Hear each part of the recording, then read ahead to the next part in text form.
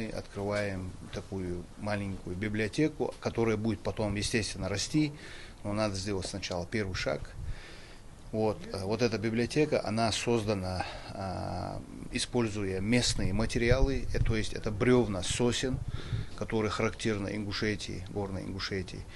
И вместо полок мы использовали сланцы. Библиотека создана без единого гвоздя.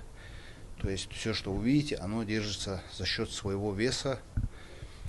И мы здесь сейчас собрали, нам некоторые книги мы приобрели, некоторые нам подарили.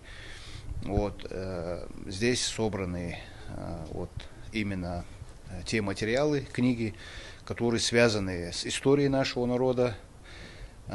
Естественно, мы сделали, конечно же, уголок и для русской классики, Достоевский, Толстой, Пушкин, Лермонтов.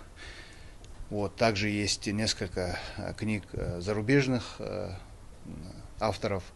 И мы ее сделали таким образом, чтобы ее можно было расширять постоянно, в мере пополнения книг, которые нам подарили эти книги. Они же сами, некоторые из них присутствуют, некоторые просто прислали через друзей, знакомых.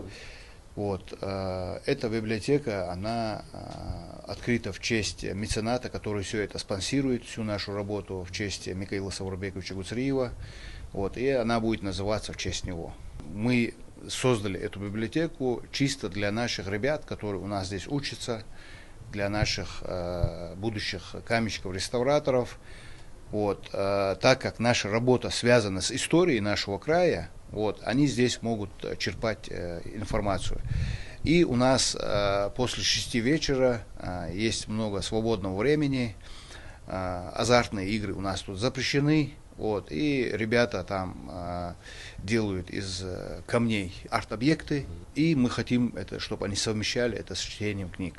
В дальнейшем мы хотим сделать обязательным прочтение за один курс ребят, которые проходят здесь 4 месяца обучения, чтобы они прочли минимум одну книгу. Люди, которые работают с историей или с восстановлением истории нашего народа, они должны знать эту информацию, и по мере возможности мы будем постоянно пополнять эту коллекцию. И ребята в будущем, которые будут отсюда выпускаться, они уже будут иметь больше информации обо всем этом.